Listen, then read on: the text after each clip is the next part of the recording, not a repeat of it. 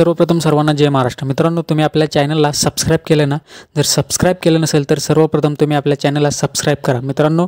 त्याच्यानंतर तुम्ही bell आयकॉनसुद्धा press करा, म्हणजे आपण जे व्हिडिओ शेअर करतो त्याचे तुम्हाला नोटिफिकेशन येत जाईल मित्रांनो। तर मित्रांनो, आजचा विषय हाच आहे, ते म्हणजे आपण जर बघितलं असेल तर आज तिसरा सामना होता साऊथ आफ्रिकेविरुद्ध आपल्यामध्ये, कारण तिन्ही मॅचची ही ओडाई सिरीज होती, त्याच्यामध्ये 1-1ने बरोबरीत आहे।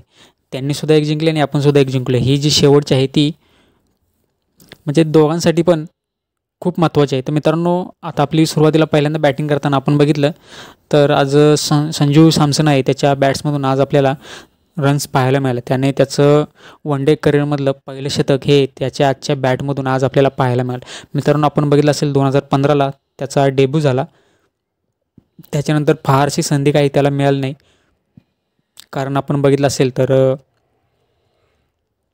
जे IPL आहे इंडियन प्रीमियर लीग, त्याच्यामुळे बरेच असे खेळाडू आपल्यासाठी आणि टीम इंडियासाठी, कारण खूप ऑप्शन आहेत टीम इंडियाकडे, बरेच असे खेळाडू आता आपल्याला खेळताना पाहायला मिळत आहेत किंवा दिसत आहेत।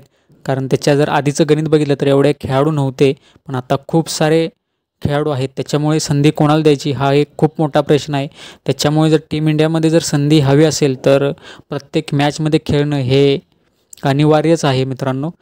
तर आपण बघितलं असेल तर त्याला खूप साऱ्या अशा मॅचेसमध्ये संधी दिलेली नव्हती। आपण वर्ल्ड कप असेल, T20चा वर्ल्ड कप असेल, तर अशी खूप एक निराशा होती, त्याचं करिअर समाप्त होते का काय, पण आता त्याला संधी मिळाली आणि आपण आता बघितलं तर त्याने एक खूप चांगली अशी कामगिरी करून एक शतक त्याच्या बॅट्समधून आपल्याला पाहायला मिळालं। त्याचं सेलिब्रेशनसुद्धा त्याने खूप जोरामध्ये त्याची बॉडी दाखवून, दंड दाखवून त्याने केलेलं आहे। तर मित्रांनो, लवकरच भेटू आपण नेक्स्ट व्हिडिओमध्ये। तोपर्यंत जय हिंद, जय महाराष्ट्र।